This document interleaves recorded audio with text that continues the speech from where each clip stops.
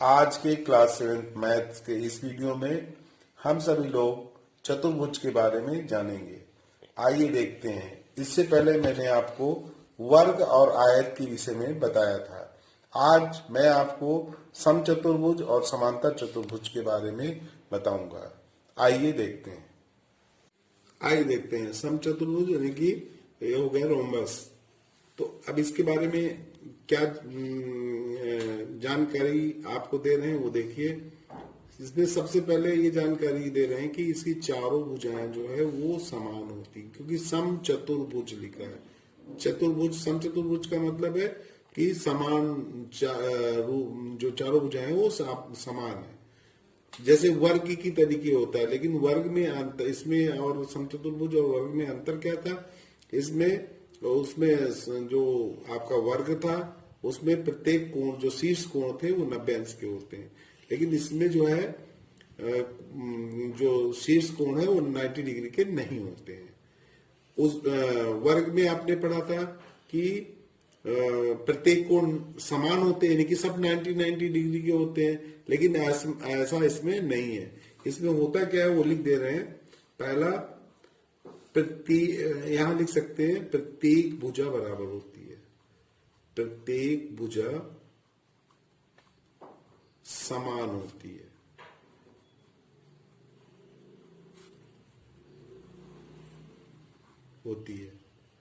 ये हो गया।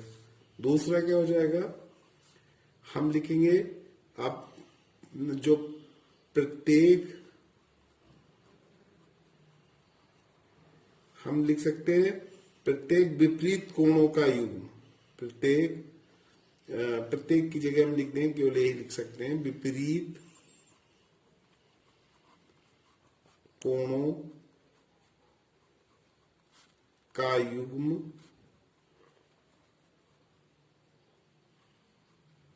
बराबर होता है।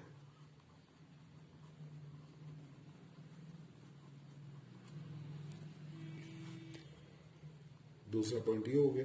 इसका मतलब है जो ये कोण और इसके सामने का ये कोण, ये जो है विपरीत कोणों का युग्म हो जाएगा, तो ये बराबर होते हैं, ये कोण और ये कोण।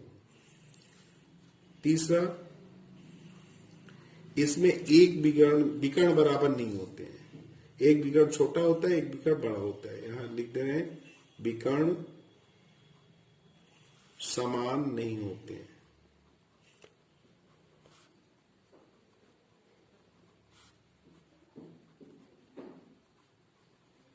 ये विकर्ण समान नहीं होते हैं। और इसके बाद जो है चौथा पॉइंट, विकर्ण एक दूसरे को समकोण पर काटते हैं।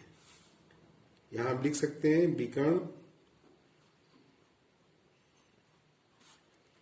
एक दूसरे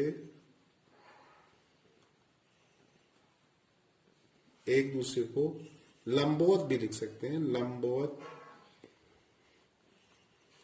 लंबवत समदुभाजित करते हैं, द्विभाजित करते हैं, समदुभाजित करते हैं।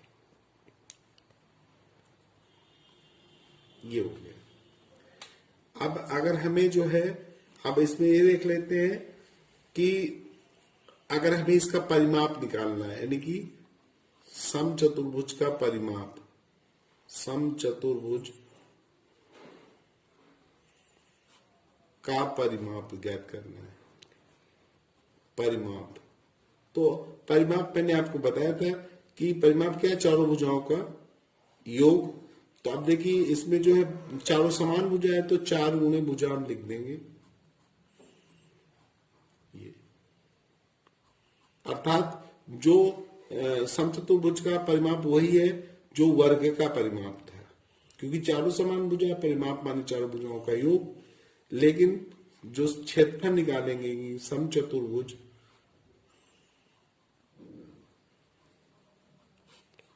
का क्षेत्रफल, वो हो जाएगा 1/2 गुणे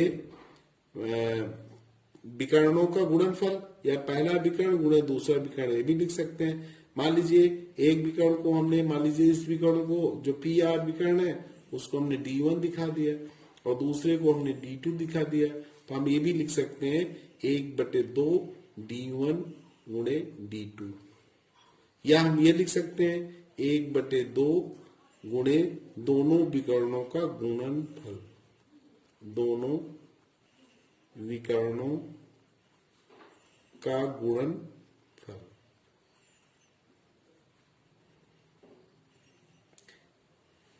अब एक चीज और है, कभी कभी मान लीजिए जैसे अब ये हमारा जो है ये त्रिभुज बन रहा है, मान लीजिए यहां हमने दिखा दिया O पर विकर्ण एक दूसरे को काट रहे हैं, तो अगर ये आपको मालूम है, मान लीजिए ये मालूम है आपको और ये मालूम है, तो आप ये निकाल सकते हैं कि अगर ये विकर्ण दिया हुआ है, ये चीज दिया है आपको, OR पता है, OQ ये भी पता है मान लीजिए, तो आप इसकी जो आपका समचतुर्भुज है इसकी भुजा निकाल सकते हैं। यदि मान लीजिए दोनों विकर्ण आपको पता है, तो तब भी हम जो है भुजा ज्ञात कर सकते हैं, क्योंकि आपको मालूम है भाई ये जितना विकर्ण हो, एक छोटा विकर्ण होगा एक बड़ा होगा, तो इसका आधा, भाई ये जो है विकर्ण एक दूसरे को समद्विभाजित करते हैं समकोण पर। तो हमने बताया, तो अगर ये 10 है तो ये यहां से यहां तक कितना OS कितना हो जाएगा, या OQ कितना हो जाएगा, 5 हो जाएगा। अगर मान लीजिए ये आपका 8 है, तो इसका मतलब PO जो आपका है वो 4 हो जाएगा, OR भी 4 हो जाएगा। तो इस तरह, और ये 90 डिग्री का कोण बन ही रहा है, तो ये समकोण त्रिभुज हो जाएगा। समकोण त्रिभुज में हम पाइथागोरस में से ये निकाल सकते हैं, यानी कि QR ज्ञात कर सकते हैं। चलिए अब हम समांतर चतुर्भुज के बारे में जानते हैं, यानी कि ये हो रहेगा पैरेलल क्वाड्रिलेटरल। अब इसमें मान लीजिए ABCD ये समांतर चतुर्भुज है, तो समांतर चतुर्भुज में होता क्या है, AB और DC ये समूह भुजाएं ये समांतर होती है, तो हमने लिख दिया AB समांतर CD, AD समांतर BC। और ये भुजा आपस मतलब जो सम्मुख भुजाएं हैं, हम ये भी लिख सकते हैं, इसमें ये भी होता है AB बराबर CD, और यहां हो जाएगा AD बराबर BC, यानी कि भुजाएं हम सम्मुख भुजाएं बराबर भी होती है। दूसरा जो है हम लिख सकते हैं कि आमने सामने की भुजा बराबर हो गई, विकर्ण एक दूसरे को समद्विभाजित करते हैं, यहां लिख सकते हैं विकर्ण एक दूसरे को समद्विभाजित करते हैं, समद्विभाजित करते हैं, ये हो गया। तीसरा पॉइंट इसमें हम ये जान सकते हैं कि आमने सामने के जो कोण है, ये इसके सामने ये, तो आमने सामने के कोण भी बराबर होते हैं, आमने सामने के कोण बराबर होते हैं।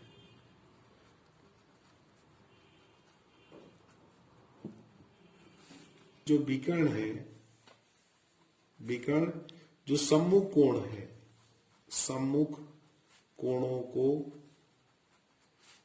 समद्विभाजित करते हैं, समद्विभाजित करते हैं।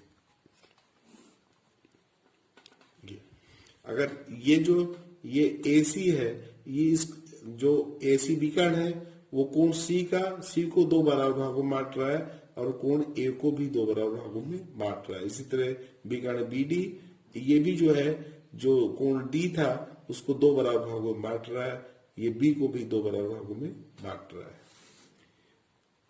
अब बात करते हैं, जैसे इसका अब परिमाप निकालना है आपको, परिमाप, तो परिमाप क्या है, चारों भुजाओं का योग, चारों भुजाओं का योग परिमाप हो जाएगा। अगर क्षेत्रफल निकालना है, क्षेत्रफल बराबर, तो देखिए इसका क्षेत्रफल होता है आधार गुणे ऊंचाई, आधार गुणे ऊंचाई। अब इसको समझ लीजिए, जैसे मान लीजिए ये हम बना दे रहे हैं, ये समांतर चतुर्भुज है, ये हमने दिखा दिया, ये A B सी डी। इसमें हमने यहां से लंब डाल दिया, बिंदु ए से ये जो बीसी भुज आती है इस पर लंब डाल दिया हमने। ये लंब डाल देंगे या इतना हिस्सा हमने काट कर इधर जोड़ देंगे। जब इधर जोड़ेंगे तो इस तरह ये जुड़ जाएगा।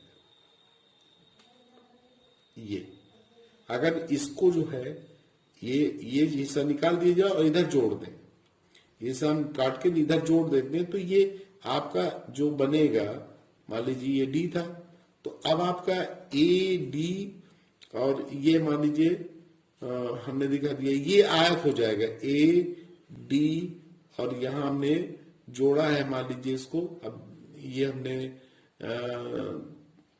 सी कर दिया, तो ए बी सी डी ये आयत बन जाएगा। तो आयत का क्षेत्रफल क्या होता है, अब ये हमारा भाई ये भुजा और ये भुजा ऊंचाई हो जाएगी, तो हम इसको लिख सकते हैं आधार गुणे ऊंचाई, ये लिख सकते हैं क्षेत्रफल आधार गुणे ऊंचाई लिख सकते हैं। ये क्यों हो जाएगा, क्योंकि आयत का क्षेत्रफल लंबाई गुणे चौड़ाई होता है, तो एक भुजा तो ये हो जाएगी, मान लीजिए ये लंबाई आपने दिखा दिया, मान लो ये एल हो गया और ये बी हो गया, तो एल इंटू बी लिखेंगे, तो ये हमने लंब डाला तो ऊंचाई हो जाएगी, एक भुजा ऊंचाई हो जाएगी, अर्थात जो चौड़ाई है उसकी ऊंचाई हो जाएगी और जो लंबाई है वो ये आपका जो ये लंबाई हो जाएगा। तो यानी कि अगर इसका हमें समांतर चतुर्भुज का क्षेत्रफल निकालना है तो हम लिख सकते हैं आधार गुणे ऊंचाई। एक विशेष जो है वो चीज समझ लीजिए, विशेष बात क्या है, प्रत्येक वर्ग, प्रत्येक आयत, प्रत्येक समचतुर्भुज एक समांतर चतुर्भुज ही होता है। हाँ एक चीज है, आयत व वर्ग को छोड़कर प्रत्येक समांतर चतुर्भुज के विकर्ण आपस में बराबर नहीं होते हैं। केवल हम ये कह सकते हैं कि आयत और वर्ग के विकर्ण ही आपस में बराबर होते हैं। जैसे त्रिभुज के तीनों अंतःकोणों का मान कितना होता है, 180 अंश होता है। उसे अगर हम चतुर्भुज के चारों अंतःकोण, इसमें भाई चार कोण है ए बी सी डी, तो हम लिख सकते हैं कोण ए धन कोण बी धन कोण डी धन कोण सी इक्वल टू हम लिख देंगे कितना 360 अंश, ये लिखते हैं। तो कभी कभी ऐसे प्रश्न भी आते हैं कि मान लीजिए ये कोण दे दिया है, ये कोण दे दिया, ये कोण दे दिया, एक कोण पूछ लिया, डी कोण पूछ लिया, तो इस तरह भी सवाल आती हैं। हाँ एक चीज और ध्यान दीजिएगा कि जितने भी चतुर्भुज हैं, जितने भी प्रकार मैंने आपको बताया, सभी के अंतःकोणों का योगफल 360 अंश होता है, चाहे वो समांतर चतुर्भुज हो, चाहे वर्ग हो, चाहे आयत हो, जो भी आपने पढ़ा है, चाहे वो समलंब हो, सभी जो है उनके जो चतुर्भुज है उनके चारों अंतःकोणों का योगफल 360 अंश होता है। राधे राधे बच्चों, बस आज के लिए इतना ही।